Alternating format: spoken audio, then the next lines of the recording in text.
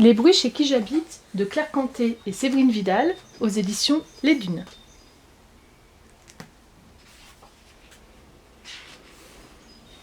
L'eau de la douche, l'eau qui coule.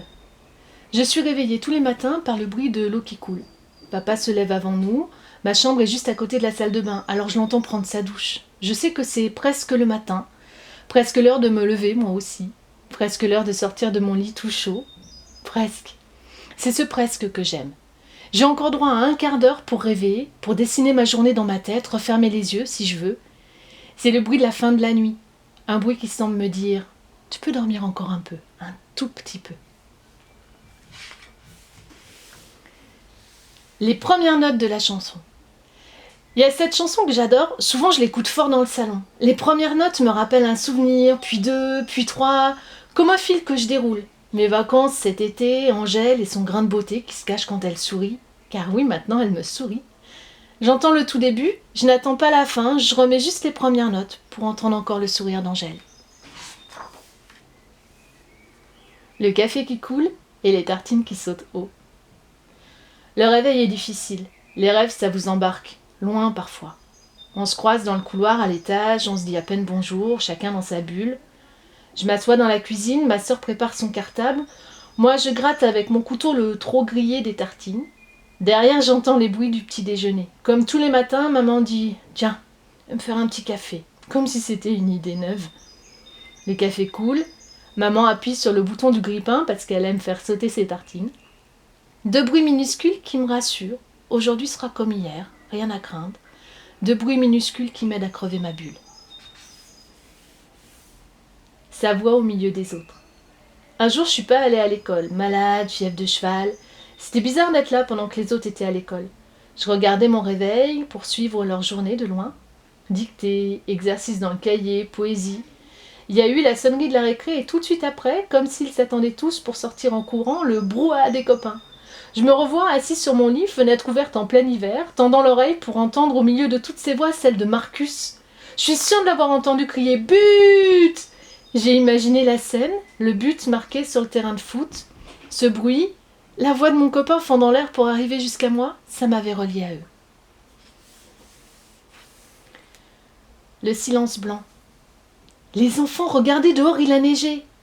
Même si on en a déjà eu l'hiver d'avant, même si on en verra encore l'hiver prochain, on fonce à la fenêtre. Pourquoi ? Pour vérifier que cette année encore elle est blanche, pour mesurer les centimètres, pour faire les plans de l'igloo ? Rien de tout ça. Si on court ouvrir la fenêtre, c'est pour écouter ce bruit introuvable ailleurs. Le silence que fait la neige, comme du coton dans les oreilles. Le tic-tac. On a récupéré l'horloge. La vieille maison dans le sud a été vendue, mes oncles et ma mère se sont partagés les meubles. C'est moi qui ai dit l'horloge, on garde l'horloge. On a passé dans cette maison tous nos étés depuis que je suis née, ce qui fait un total de beaucoup d'étés.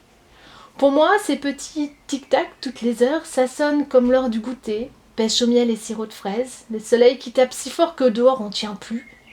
Tic-tac, tic-tac, ça sonne comme la sieste dans le transat là, sous le tilleul, ma BD s'endormant sur moi. Le soir, même si on n'a plus cette maison, je ferme les yeux, tic-tac, et je suis en vacances. Le blabla des grands. Quand mes parents ont des amis à dîner, je finis par m'écrouler dans le canapé. Comme une vieille souche, dit ma sœur. Au début, j'écoute les conversations, les rires, les blagues, la musique. Petit à petit, je m'évade, la tête bien calée sur les coussins, tout doucement, bercée par les bruits, je m'endors. J'adore ça, l'ambiance de fête. Je sais qu'après, quand tout le monde sera reparti, mon père me portera jusqu'à mon lit. Les voix des adultes ne font plus qu'une, et me portent jusqu'à mon lit, en douceur. Des grenouilles dans le train. Ça grince. Derrière chez nous, il y a un petit étang. Et derrière l'étang, en haut de la butte, le chemin de fer. L'été, quand le soleil se couche, j'ai le droit de veiller un peu parce que demain, il n'y a pas école. Je joue dans le grenier, Vélux ouvert, concerto de bruit d'étang, grenouilles et crapauds ont leur petite vie, ça coasse. Passage du train de 22h03, ferraille, vitesse, cri du wagon, ça grince. Crissement des roues, j'imagine un voyage. Grenouilles en vacances, direction la mer à fond de train. Derrière chez nous, il y a des grenouilles qui prennent le train pour filer vers la mer. Enfin, je crois. Poignée de porte et craquement de larmes. Parfois, En cas de gros drame, orage et vent violent, cauchemar, dispute dans la journée avec sa copine, Juliette vient dormir dans ma chambre. C'est ma grande sœur, mais la nuit, elle redevient petite. C'est le bruit de la poignée qui tourne qui me réveille. Puis j'entends ses petits pas sur le parquet qui craquent un peu. J'entends le matelas qu'elle traîne derrière elle, et si elle a pleuré dans son lit, un reste de sanglots. Je dis rien, je fais semblant de dormir encore. Je pose ma main sur son dos sans bruit, juste pour qu'elle sache que je suis là. La tondeuse du voisin. J'aime ce bruit tout simplement parce que ça veut dire que c'est le printemps, que le soir on mangera dehors, que je vais pouvoir faire la roue dans l'herbe coupée, qu'Angèle mettra sa petite jupe mauve. Tout ça, tout ce bonheur dans un bruit de moteur qui tousse.